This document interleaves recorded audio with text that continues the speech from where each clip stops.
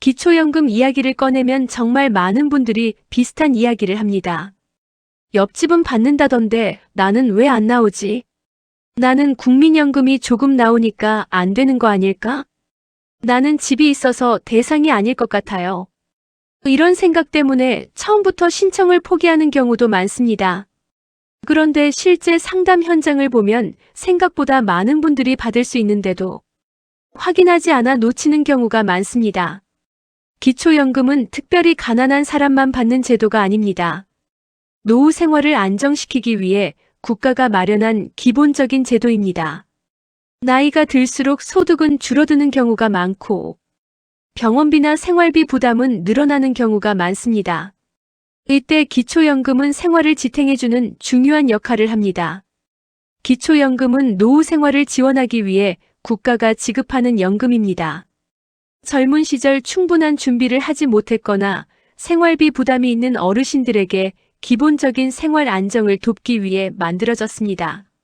많은 분들이 기초연금을 단순한 용돈으로 생각하기도 합니다. 하지만 실제로는 생활 유지에 큰 도움이 되는 경우가 많습니다. 매달 일정 금액이 꾸준히 들어온다는 것은 노후 생활에서 큰 안정감을 줍니다. 특히 병원비나 약값처럼 갑자기 발생하는 지출을 대비하는 데 도움이 됩니다. 기초연금을 받기 위해 가장 먼저 확인해야 할 조건은 나이입니다. 기초연금은 만 65세 이상이면 신청할 수 있습니다. 여기서 많은 분들이 가장 크게 오해하는 부분이 있습니다. 기초연금은 자동으로 지급되지 않습니다. 65세가 된다고 해서 알아서 지급되는 제도가 아닙니다. 반드시 신청해야 받을 수 있습니다. 그래서 만 65세가 되는 해에는 주민센터나 국민연금공단에서 수급 가능 여부를 확인하는 것이 중요합니다. 신청 시기를 놓쳐 몇 달 동안 연금을 받지 못하는 경우도 종종 발생합니다. 같은 나이라도 누군가는 받고 누군가는 받지 못하는 이유는 소득인정액 기준 때문입니다.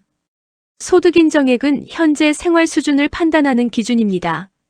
2026년 기준으로 보면 단독 가구는 월 247만 원 이하, 부부 가구는 월 395만 2천 원 이하라면 수급 가능성이 있습니다. 여기서 중요한 점은 소득만 보는 것이 아니라는 것입니다. 근로소득뿐 아니라 국민연금, 금융재산, 부동산 재산까지 모두 종합해서 판단합니다. 그래서 소득이 없어 보여도 재산이 많으면 탈락할 수 있고 소득이 조금 있어도 기준 이하라면 받을 수 있습니다.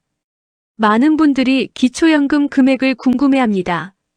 2025년 기준으로 보면 기초연금 기준연금액은 최대 월 34만 2,510원입니다. 하지만 모든 사람이 최대 금액을 받는 것은 아닙니다. 65세 이상 노인을 소득인정액 기준으로 나열했을 때 하위 40%에 해당하는 저소득층의 경우 기준연금액은 월 30만 원으로 정해져 있습니다. 생활 수준에 따라 연금 금액이 달라질 수 있기 때문에 개인별 차이가 발생할 수 있습니다. 국민연금을 받고 있으면 기초연금을 못 받는다고 생각하는 분들이 많습니다. 하지만 실제로는 그렇지 않습니다. 국민연금을 받고 있어도 금액이 많지 않다면 기초연금을 함께 받을 수 있습니다. 2025년 기준으로 보면 국민연금을 월 약 51만 4천 원 이상 받을 경우 기초연금이 일부 감액될 수 있습니다. 하지만 감액되더라도 기준연금액의 최소 절반은 보장됩니다. 그래서 국민연금을 받고 있다고 해서 무조건 탈락하는 것은 아닙니다. 재산이 있으면 기초연금을 받을 수 없다고 생각하는 경우도 많습니다. 집이 있으면 안 된다. 차가 있으면 안 된다. 통장에 돈이 있으면 탈락이다. 하지만 실제 기준은 다릅니다. 재산은 먼저 기본 재산액을 차감합니다. 2026년 기준으로 보면 대도시는 약 1억 3,500만 원, 중소도시는 약 8,500만 원, 농어촌은 약 7,250만 원을 먼저 제외합니다. 그 이후 남은 재산을 소득으로 환산해서 계산합니다.